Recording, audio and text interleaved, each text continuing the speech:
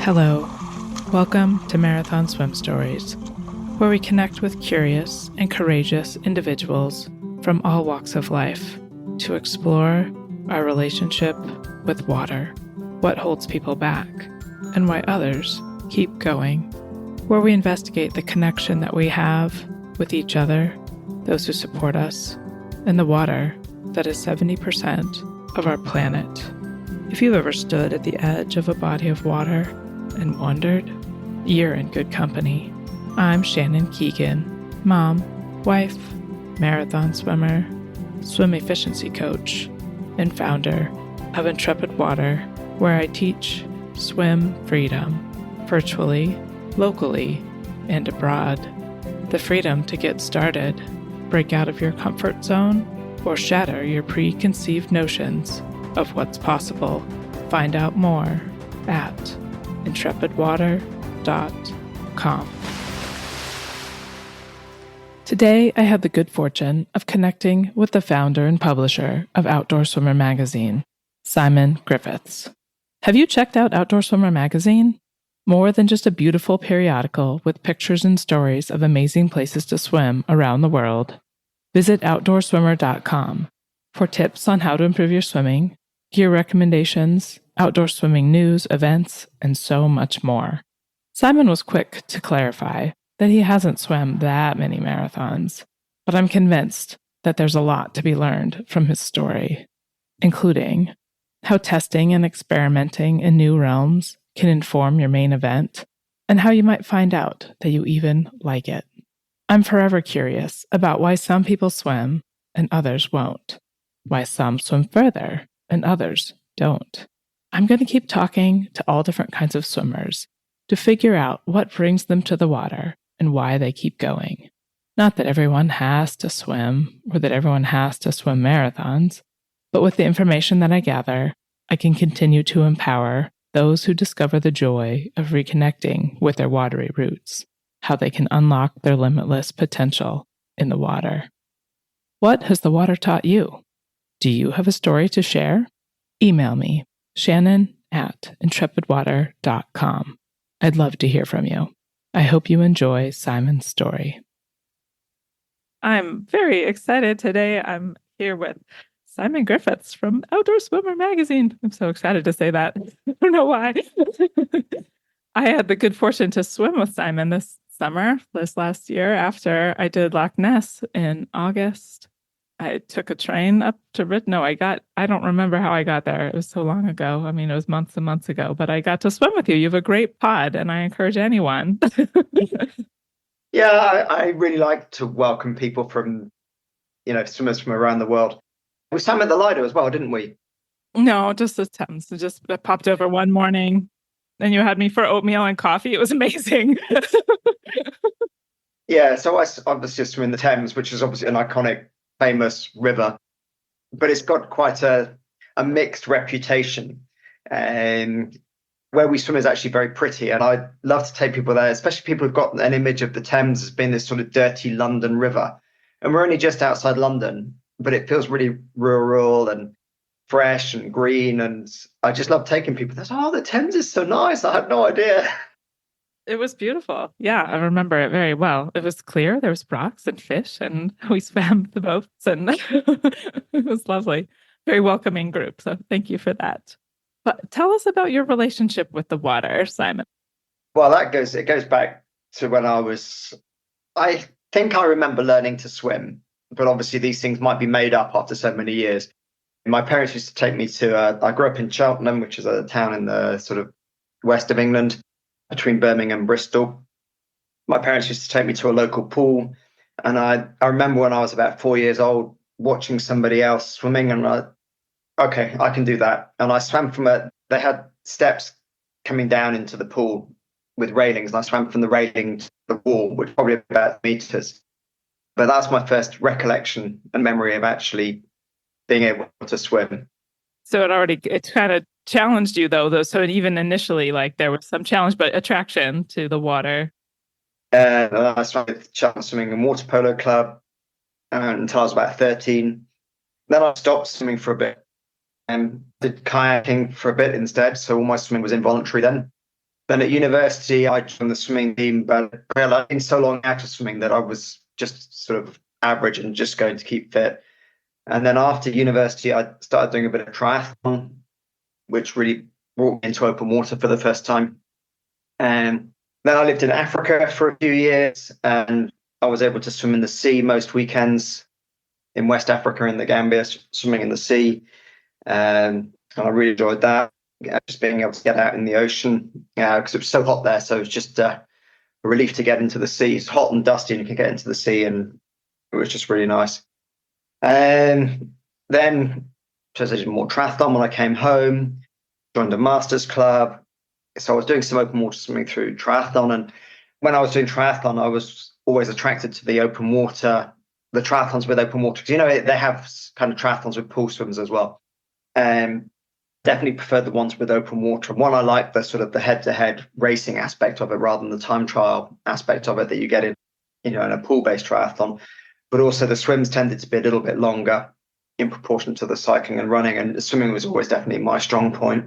And then I can't remember now which exactly came first, whether it was I saw some triathlon organizers were putting on swim-only races. I saw that there was the Great London Swim was on. This is about 2009, 2010. And I can't remember whether I did some open water events first and then started the magazine, or I started the magazine and then did some open water events. I can't remember which way round it was, but I could see that swimming was growing. Outdoor swimming was, especially the event side of things. And I think that had come out of triathlon, and people were realizing that actually they could just do the swim part, and that was quite nice, especially if you're not very good at cycling and running. So you can do a swim, and then it's all over, and then you can have your coffee and cake and what have you. So I started the magazine in 2011 was the first issue of the magazine. And then through the magazine, that suddenly opened up all sorts of other opportunities to swim. So people started inviting me to do different swims. And so I started exploring, what did I want to do in swimming? What did I really enjoy? So I've tried a bit of everything. I've tried, winter swimming. I've tried a little bit of long distance swimming. I haven't done anything really extreme in marathon swimming because that's not really, I don't think, where my strengths are. I think what I really enjoyed is the racing bit, the sort of 3 to 5 kilometers of racing. And I like the sort of the tactical bit of it and the sort of competitive bit of it. And then I swim with a Masters Swimming Club. So I still swim in the pool. I still race in the pool. I do Masters races. My favorite events there tend to be 50, 100 and 200 freestyle. So much more of the shorter ones there. And I do better in those than I do in sort of 400 or 800. I mean, I've done a 1500 in the pool a couple of times, but I just don't enjoy that. That's just too many turns. 1500 seems quite short in open water, but in a pool, it just seems really, really long. And I swim I try to swim all the strokes. I quite like to do a 200 IM. That's a nice event to do. And so swimming outdoors all year round in the Thames. So the winter dipping and then longer distance swims in the summer. And whenever we travel, wherever we're going, they always take swimming kit and see if there's an opportunity to swim somewhere. So, I think running the magazine showed me there's all sorts of different things you can do in swimming, but also by experimenting with different things in swimming, that's fed back to the magazine as well. So it's kind of built on itself. Yeah, tell me a little more about that. So I think that experimenting, even the idea of experimenting, you kind of have to be kind of turned on to that, right? Because otherwise you might just do your 50s and 100s and 200s in the freestyle. And, but do you think that you have to, I don't know. How did you come up with the idea, you should try to experiment with different types of swimming versus just do the same thing all the time? I don't know. Well, it kind of seems obvious because, if you enjoy one part of swimming, maybe you're going to enjoy another bit. But, I do recognize that there are barriers because I struggle with cold water. I've always struggled with cold water, for example. So for a long time, I was like, winter swimming, there's just no way. Why would you do that? There's no point. It's a waste of time. You spend a lot of time changing. You're in the water for 2 minutes, 5 minutes at most, or maybe 10 minutes if you really push it. Well, for me anyway. I know some people do a lot longer. It's a short swim. There's no fitness benefit. I could go to the pool and do an hour's training in the same amount of time. Why would I do that? And also, until I got over that barrier, because there's definitely a barrier to winter swimming. It's cold, it's unpleasant, it hurts, and there's no benefit. Why would I do that? That's really what I thought for quite a long time. But I also recognized that Well, I was running the magazine, obviously, and working with people who really enjoyed winter swimming. So I was like, okay, there probably is more to this than I was seeing. And winter swimming, when I started the magazine, it was definitely had a very quiet season in the winter. There was 3 or 4 months of lots and lots of races, and then 4 or 5 months with not much happening. And what's happened over the years is more and more people have started winter swimming. I think that's the one of the biggest changes I've seen since we've launched the magazine is this massive growth in winter swimming and winter dipping, which was really boosted. It was happening before the pandemic, but it was boosted in the pandemic. And we're getting lots of stories in the magazine from people who are really loving the winter swimming, and reader surveys, some people saying, quite a lot of people saying, especially in women, some 50-60% of women saying that winter is their favorite time of year to swim outdoors. So I have to try it. I can't be publishing a magazine about about swimming and not actually have tried it. So, theoretically, because I'd read the stuff, I'd written articles about it, I'd spoken to lots of people, I knew how the process of climatization worked in theory. But I thought I actually better go through it because how can you credibly write about this if you haven't actually just gone through that process? And I'm lucky to live very close to the Thames, as you saw. So yeah, well, once I started, and you really start to appreciate and I think different people obviously see different things in cold water swimming, and different people get different benefits, but that sort of closeness to nature and to the river, and experiencing how it changes through the year. And there's all that, appreciation of where you are and where you live and the environment you live in. And then there's also that sort of sense of, there's definitely, for me anyway, that sort of sense of achievement and sense of capability. Once you've pushed yourself through that, it gives you this sort of self-confidence that actually you could go anywhere and swim. And even if it's really cold, you can still swim. And, once you've gone through a few winters and you've built that confidence, and I mean, it still hurts when you get in, and it still takes your breath away. And you still shiver afterwards. And, I know some people get this real high. I know a lot of the people that come, they say they get this real high. I don't really get that, but I just feel that this sort of sense of achievement after I've done it. And I think, yeah, I've done that. This was going to be difficult. It's always difficult getting in. You've always got that moment when you're sitting on the edge of the river and it's cold, and it's going to be even colder in there. You think, why am I doing this? And at the end, you always think, yeah, that was good. I like that. I'm glad to hear you say that, because I feel the same way. Like, I don't have any euphoria that surrounds me for the rest of the afternoon. But I definitely, there's the sense of achievement. And I guess the other thing I've kind of come to, because I can only make it once a week sometimes with kids and schedules and jobs or whatever, other things. And sometimes I can get just kind of in this spirally overwhelmed kind of place of I have so much to do, And then you just kind of go, and I go in cold water. And then it's well, maybe I still have all this stuff to do, but I just can, whatever, take a minute and just be with myself. And it just kind of helps me maybe organize and not the rest of the day. I don't get anything done afterwards, but I just feel it kind of resets me maybe for the rest of the week. Yeah. So I can't type anything for about an hour afterwards because my fingers are too numb. Yeah, for sure. Yeah, but anyway, I'm just glad to hear you say that you don't get the euphoria, because I definitely hear people talk about that too. And and I think all the bits you do in swimming reinforce each other. That's my experience anyway. So swimming in extreme cold water. So the Thames has been down, I think 1.8 or 1.9 is the coldest we've measured it here. But once you've done that, and you've done that, without your wetsuit in the winter, and then you're going to do a 3-kilometer race in the spring, when the water's 15 or 16 degrees and you're wearing a wetsuit, you think, well, this is actually going to be quite manageable because being swimming when it's much colder.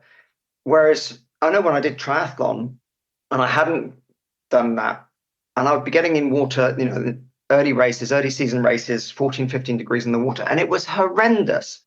And I couldn't swim properly. I couldn't put my face in the water. My hands hurt. And the whole experience of swimming was really, really difficult and really challenging. But once you've done that cold water swimming, you make swimming in those sort of mid-teen temperatures much more accessible and much more comfortable. Yeah, I think I talk with my swimmers a lot that I coach just about it, getting to know your, just how your body reacts, just knowing when the cold comes in, and just having it puts you mentally, in a place to be able to handle, like you said, handle yourself. Because it's always, 15, 16 is really cold still. So it's, and yes, a lot of people do other things. And I love that. I think one of the cool things about winter swimming is like the comparison isn't as realistic. Like we, as humans, we tend to compare ourselves to others, and you'll still do it, of course. Like, oh, they stay in so long and I don't, and those people do and don't. But we can honor what we are capable of, maybe, or at least I hope, or tell people to. I don't know. So what we do quite often on that point is the Thames can be flowing really quite fast in the winter, too fast to swim against, really. And also you get sewage discharges into the Thames, and it tends to be worse in the winter. So putting your face in when it's really cold, when there's potentially pollution in there, is not that appetizing. The current's really fast anyway, so we tend to walk a few hundred meters upstream, get in, and just let the current sweep us down. So we don't even swim. So it doesn't really matter how fast you are. So what happens in the winter is a group with a whole range of swimming speeds, but it doesn't matter because you just get swept along we just get swept down all at the same speed. So it's very sociable in the winter. Whereas in the summer, we tend to split into groups, 2 or 3 people at a time going off and doing different swims at different speeds. Because, if you want to swim 3 kilometers, you want to swim at your sort of comfortable pace. So you tend to swim with other people who are similar pace. And then obviously we do meet, you might meet back at the, where we change, but it's more communal in the winter. Yeah, that's great. Yeah. So when I signed up for Loch Ness, it was like, I think it was in 2019. And then, of course, 2020 happened. So I pushed it out. But when I first signed up, I was swimming in the winter, like head down. We had this little triangle we'd do in the reservoirs here that we swim in, would go down really low. And then we'd have to trudge through mud. There's all kinds of interesting contortions to try to go swim. And then it was just like 2 years ago, we found there's a reservoir that's fed by a river that doesn't fluctuate up and down. It goes down to whatever other water sources, but we started to just dip in the winter. And I found that to be actually just as far as cold tolerance and understanding your body in cold water, it was just as productive for me to just dip with our head up. Sometimes I keep my hands up because I need to be able to button my zippers afterwards or whatever and drive home. And it was interesting too, to just see mentally how the difference, because if I put my head in good cold water in the winter, I feel like it would set me back for a couple hours of thinking straight. Whereas if I at least had my head out and my hands out, I could, it could be a little bit of a quicker turnaround. And I felt like I still got the same benefits of just understanding how my body reacted to cold water, knowing when it's a good day or a bad day, when I could stay longer, when I needed to get out sooner. And I think all of that is just good information to gather. So anyway, no, it's just interesting so we just dip now in the winter. I don't know. And that's been still fantastic and very sociable, like you said, which is great. So you told us a lot about all of the water you've been in all of your life, all over different places. Has there ever been a time you've been away from the water for a length of time? I mean, not for more than a few months. I did voluntary work in Guatemala when I was like 19. This is 1986, 87, something like that. Maybe 1988, something like that. And I was working up in the mountains and away from any water at all. So I didn't swim then. But I know when we then traveled, then I swam in Lago d'Atitlan, I swam in the Caribbean, I swam in the Pacific Ocean. So as soon as I had a chance again, I swam.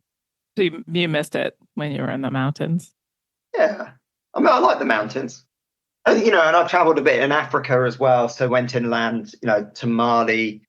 I didn't swim in the Niger in Mali. I wasn't sure about it there. And then obviously went into the desert and there's no water there. So, a few times I've been traveling, there hasn't been any water. But yeah, I've always tried to find places to swim.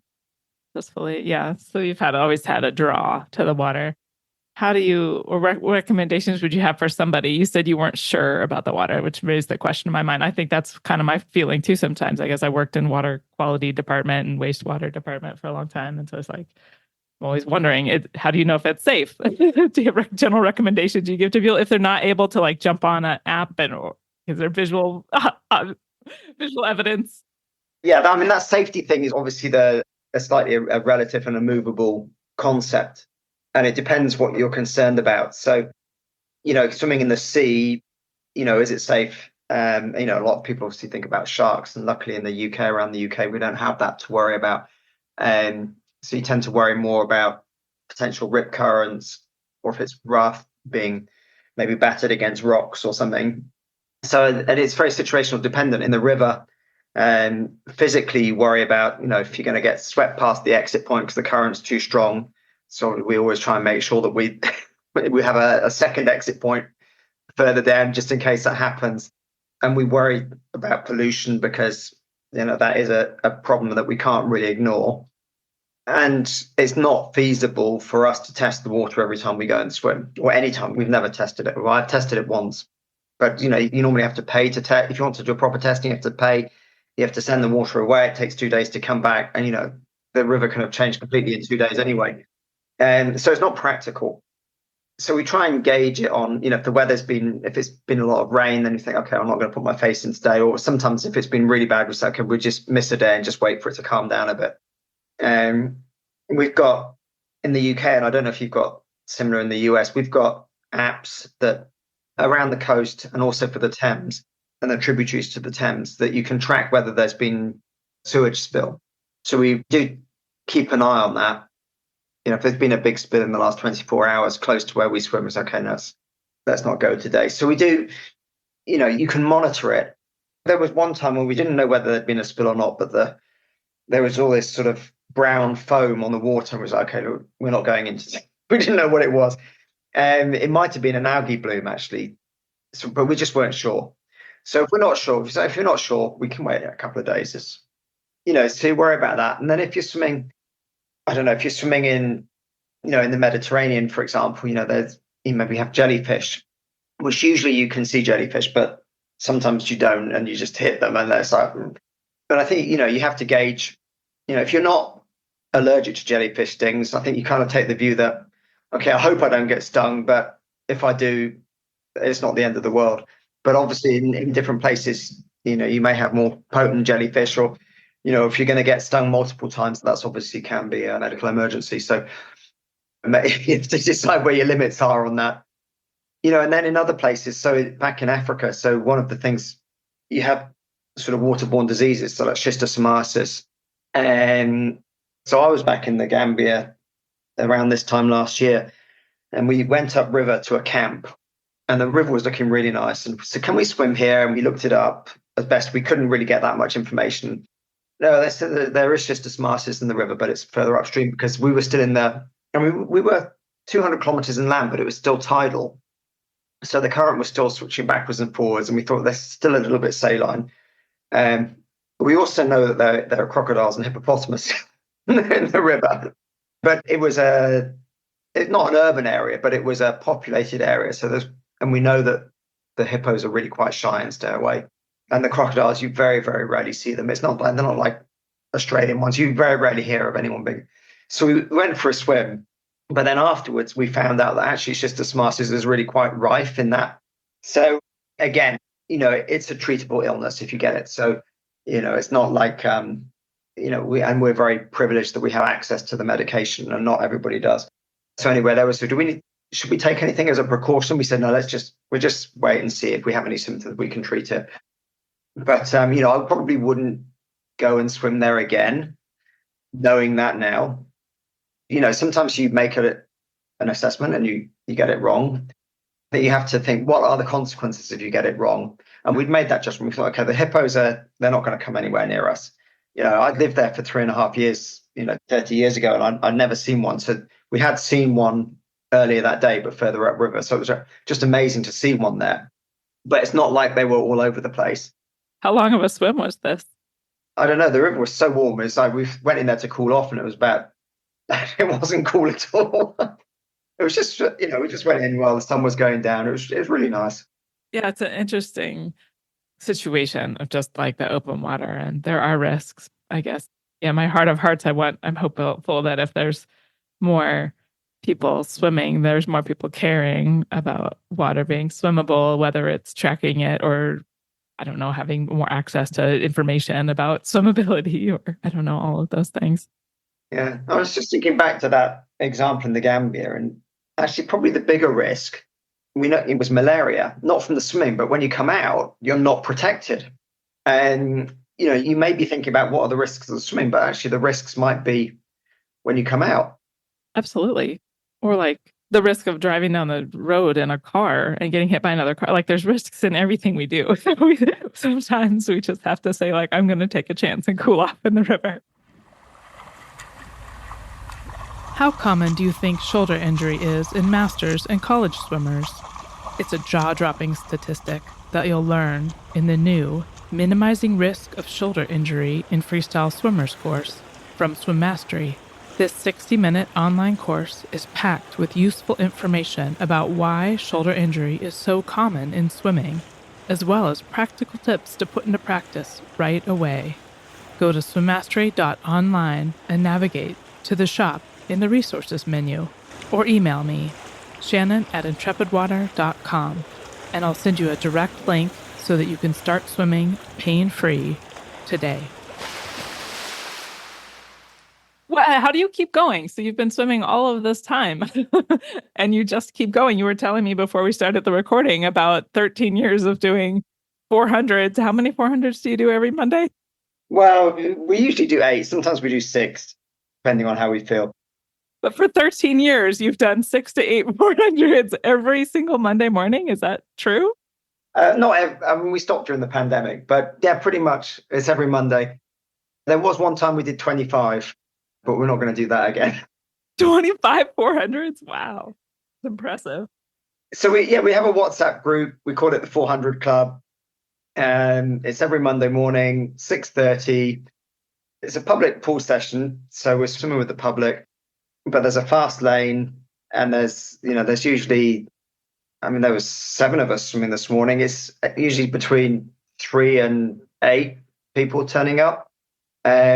I think on our WhatsApp chat, there's probably 50 or 60 people that have, people that have swum with us and they've moved away and they still stay on the group and then they drop in comments every now and again.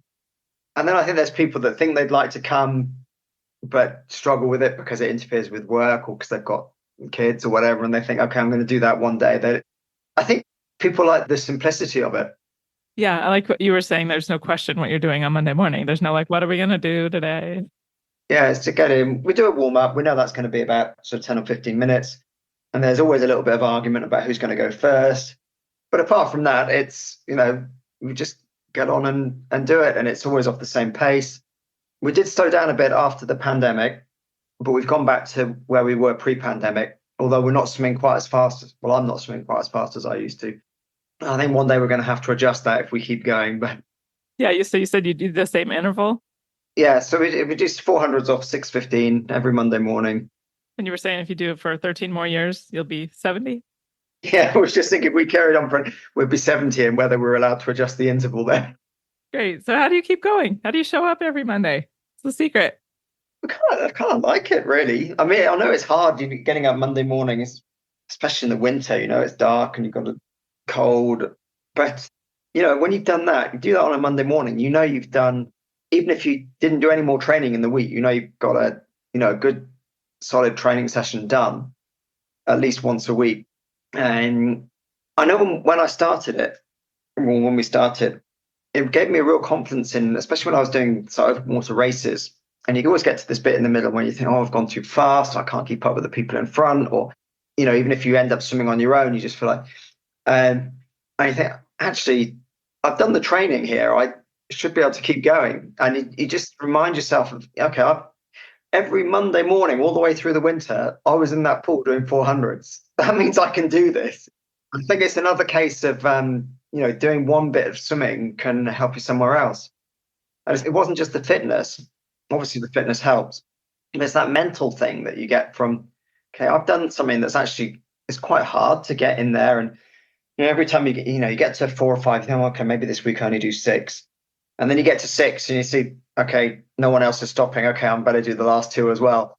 Yeah, having those little things, like those little bits to fall, like to the confidence boosts, right? They're just little confidence boosts that can carry us through, like you said, those tough parts in a race or swim where you just need to keep going to be able to think back and know you had the discipline to do it and push you through. That's great. Have you ever had any injury or anything that's kept you out of the water? I've had injuries related to running. Drive people to the water. We like runners getting stuck, going back to the water because they can't run anymore. I stopped doing triathlon when I had a prolapsed disc in my neck, which caused me a lot of pain down my left arm. So that actually kept me out of the water for a bit because I couldn't turn my head. And then I went back to keep on swimming. I went back. I just was doing kick face down with a snorkel because I couldn't move my neck. And then I was able to swim backstroke for a bit, but then I was able to swim frontcrawl with a snorkel, and it took ages and ages to come back. That has kept away, luckily. So I obviously did physio, got lots of exercises to do on that. I don't think it was caused by swimming. It was either caused by cycling, getting in that time trial tuck position, or by too much time sitting at my desk, resting my head like that. I always say it was probably caused by not enough swimming, not by too much swimming. So apart from that, and then I've written about this in the magazine. I did the Ultraswim 33.3 in Montenegro last September, and I did the first 2 days.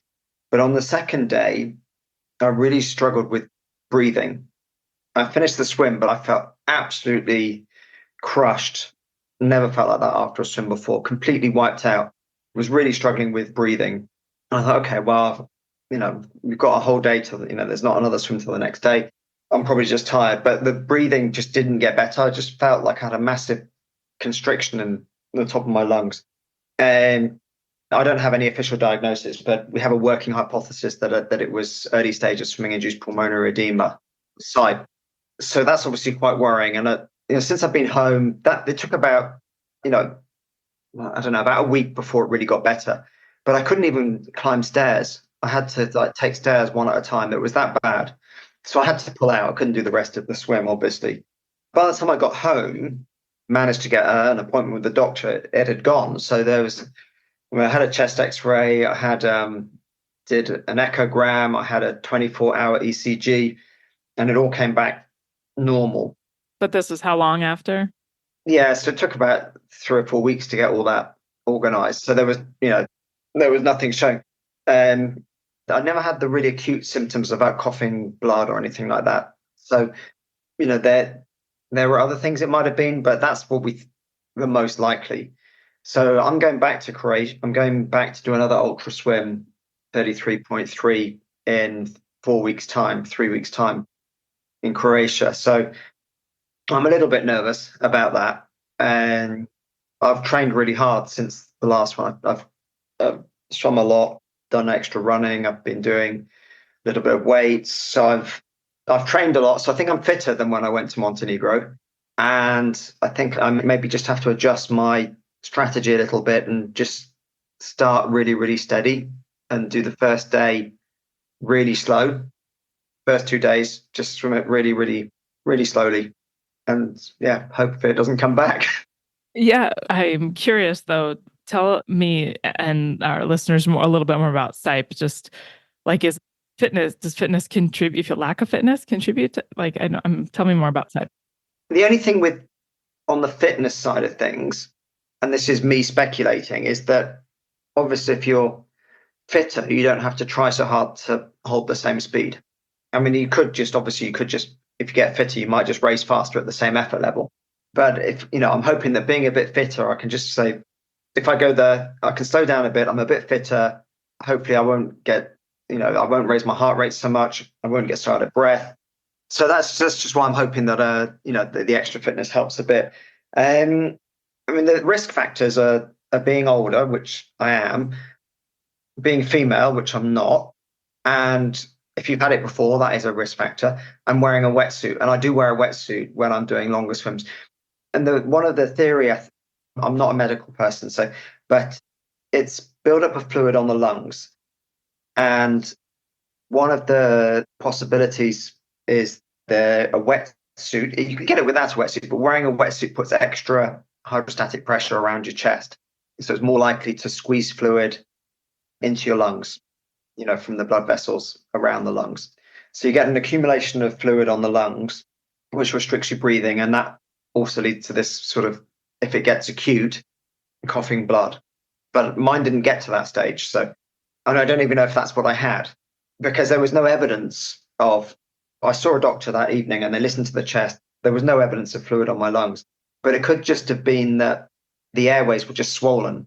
So almost like it hadn't got to the stage where they were seeping fluid into the lungs, but they just got swollen. So the oxygen exchange wasn't working so well.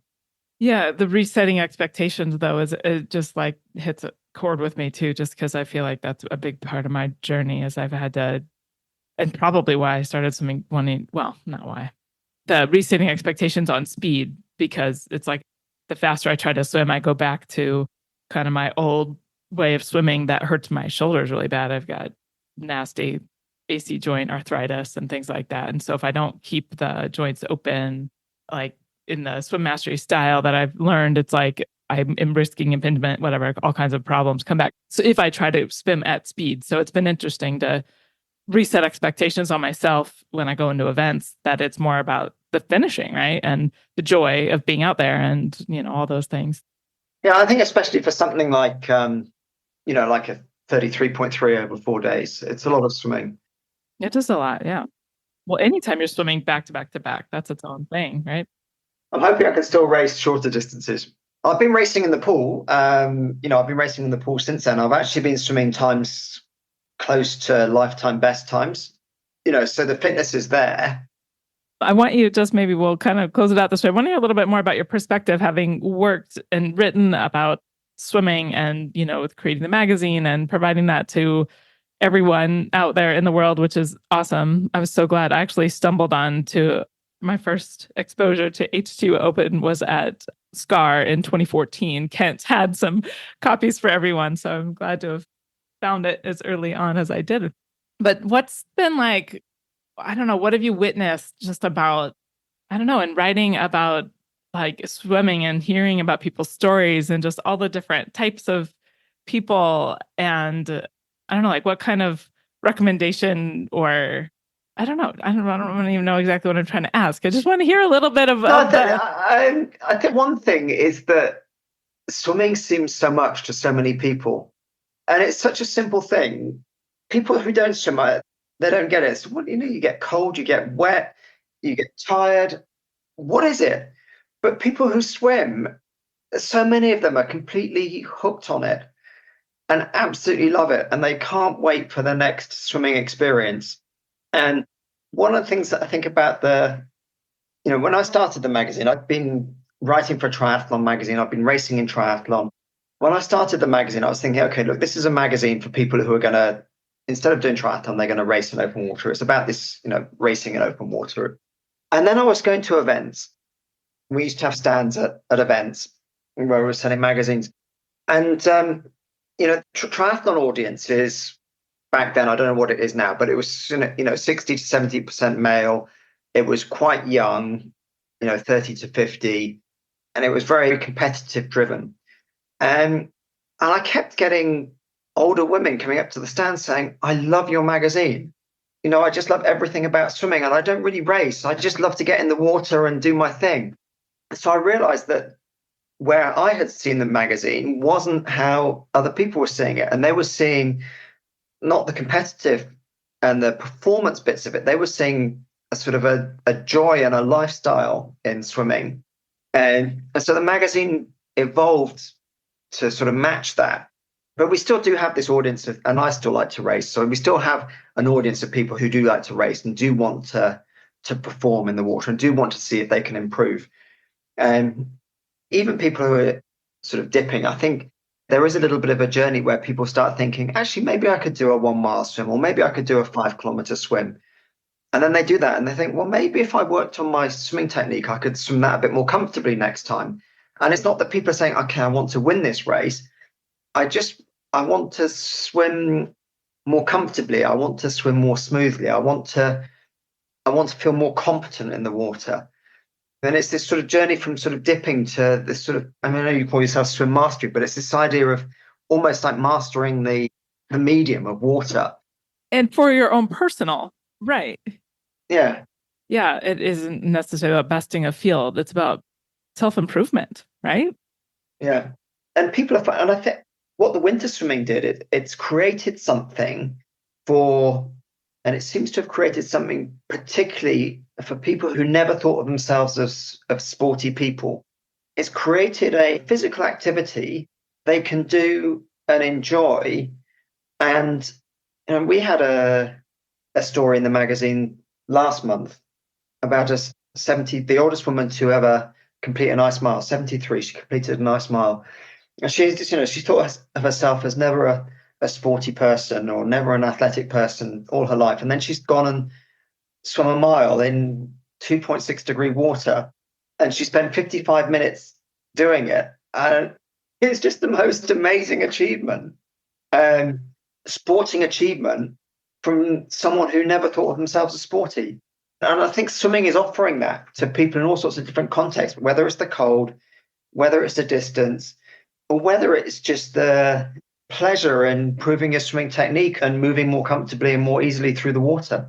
I love it. I feel like in some ways it's a great divider. The swimmer identifies as a swimmer, or I'm a non-swimmer, or I don't identify as a swimmer at all. Like you said, people are just like, oh yeah, I don't do that. I don't like to get wet. As my sister-in-law says, you don't like that. And I get it. Because if I'm out of the water for a while and I go and get wet, you're like, oh, I get that same rundown. So it's like the repetition of doing it all the time can just keep you in the doing of it. But it's interesting to try to figure out the gateways to like getting more people in. I love hearing about that woman that did that. Yeah, we had this on, it was one of the trends reports we wrote a few years ago, and it came through on one of our surveys that open water swimming is not something people do. It's almost, they identify with, it becomes part of their personality that I'm an outdoor swimmer. I'm a wild swimmer. I'm a winter swimmer. It becomes part of their identity. It's not, I go swimming. It's, I am a swimmer. I don't know. Maybe people in other sports identify with their sport like that. But it comes through quite strongly in swimming, I think. Yeah, which I guess makes it just if people identify it, but then somebody doesn't. And it's interesting to just try to figure out how to get more people in to make more swimmers. Yeah, how do we do that? Because I did see the recent numbers from Sport England that swimming as a whole has declined since sort of 10, 15 years ago, but it has risen in the last year as people going back to pools and open water as well. It has ticked up a bit according to the latest research from Sport England. But there's huge barriers, and worries about pollution in this country, worries about water safety, access. I mean, it's expensive. If you've got young kids and you want to take them swimming, and then lessons are expensive, and if you're not competent or confident in your own swimming abilities, you don't feel safe taking your children to a swimming pool. So you want to put them in lessons, but if you're struggling to put food on the table, are you going to feed your kids or are you going to take them swimming? I mean, those are choices some people have to make. And, so people are really missing out. Yeah. I feel like it gets harder for people to get access, and the availability is a question and quality is a question. Like it all just complicates the problem for future generations of swimmers, basically, because there's no place for these kids to get to, or their parents can't afford to take them. So then down the road, they won't necessarily have the benefit of learning to swim. So it's like we need more adult swimmers, like at least where I am in America, and where in a pool desert, we trying to figure out how I can make more adult swimmers so we can actually open more pools so we can have more availability for kids to get lessons, so it's interesting just how the world needs more swimmers. I'm just going to keep putting out a podcast telling people that.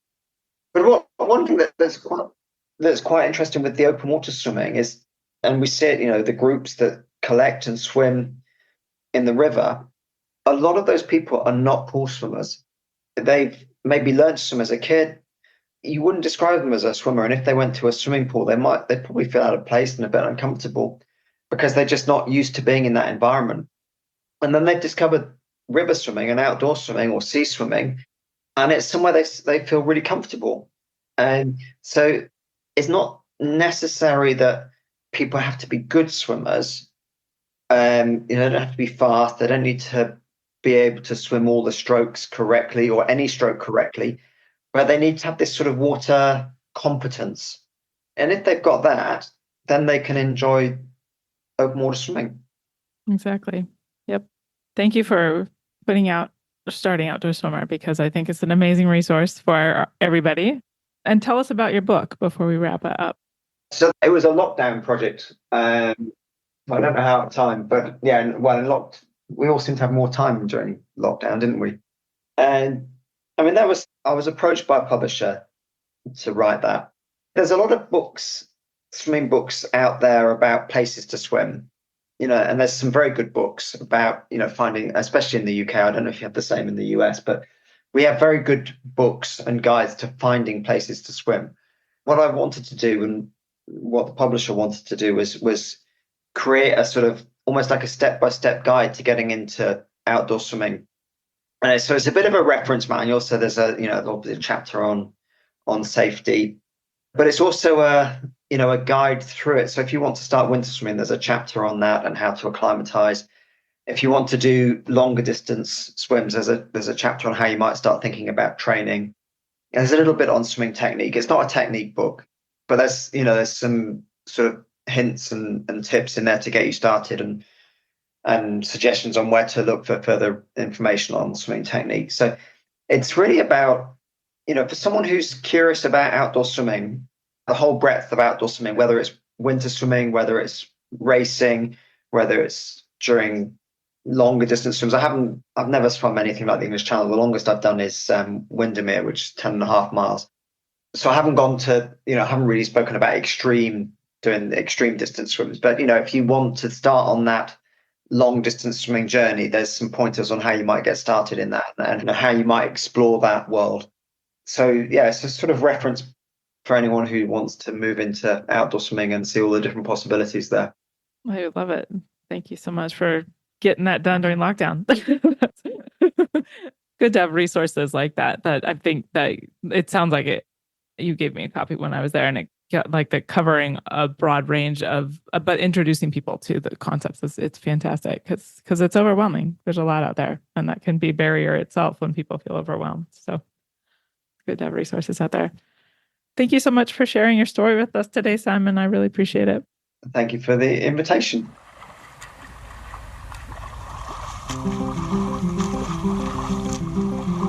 I hope you enjoyed today's episode.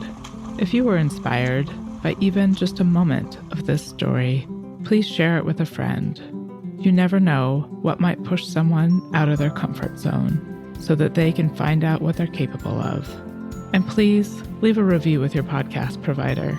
It truly helps others discover the raw and honest stories of these amazing endurance swimmers. Thanks for listening.